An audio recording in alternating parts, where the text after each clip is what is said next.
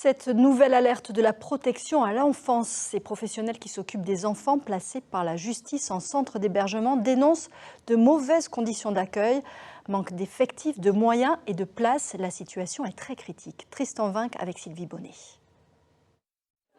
Pour ces professionnels, la situation de la protection de l'enfance dans l'Hérault a touché le fond. Récemment, plus de 300 mineurs ont fait l'objet d'une ordonnance de protection qui n'a pu être appliquée faute de solution. Ceux qui ont la chance d'être pris en charge se retrouvent dans des lieux surchargés. Ce foyer, par exemple, a une capacité de 121 places. Il accueille actuellement 172 enfants.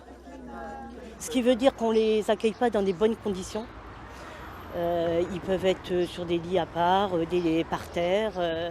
Les bébés, ils sont confinés tous ensemble. On a des structures chez les grands ados, pareil, qui explosent. On en a qui dorment dans une salle de sport, qui dorment dans une salle télé, parce qu'on n'a plus de place.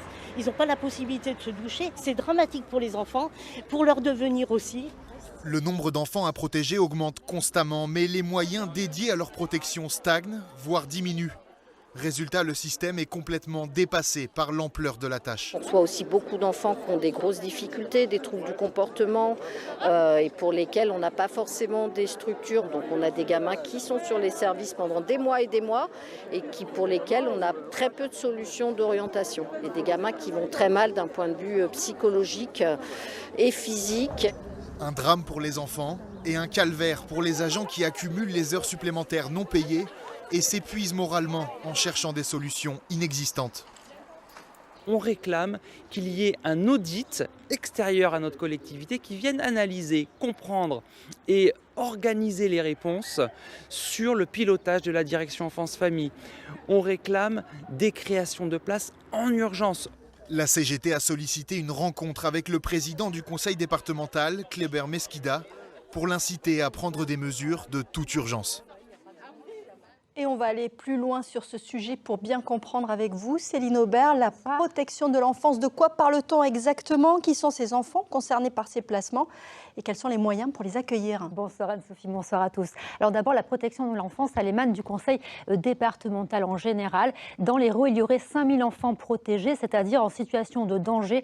Les cas, les voici: violences physiques, psychologiques, sexuelles, carences, négligence. La plupart de ces enfants, ils sont accompagnés chez eux, chez leurs parents, par des éducateurs spécialisés, mais beaucoup sont placés, c'est là le problème. 2824 seraient placés dans l'Hérault. Ils seraient placés en MECS, c'est-à-dire maison de l'enfant à caractère social, ce que l'on appelait auparavant les foyers.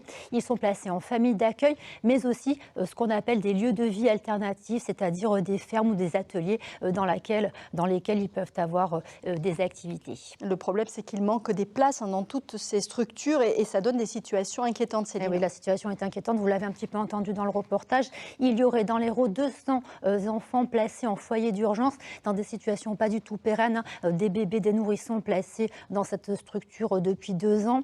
Autre chiffre inquiétant, 336 enfants seraient en attente de placement, c'est-à-dire que la justice a décidé qu'ils étaient en danger dans leur famille, mais pourtant ils sont toujours chez eux par manque de place. Et ce chiffre, c'est édifiant, il aurait doublé en 4 ans. Ce sont les chiffres de la CGT. Nous avons contacté le conseil départemental de l'Hérault qui nous explique avoir créé 250 places, mais ce sont des places administratives par manque de foncier, de bâtiments. Et face à ça, un autre chiffre édifiant, celui de la CGT du conseil départemental de l'Hérault, il manquerait 600 places. Donc vous voyez un petit peu le ratio. Et là, on ne parle que des petits Français et pas du tout des mineurs accompagnés qui viennent d'autres pays. Merci beaucoup Céline pour ces précisions et on va s'arrêter.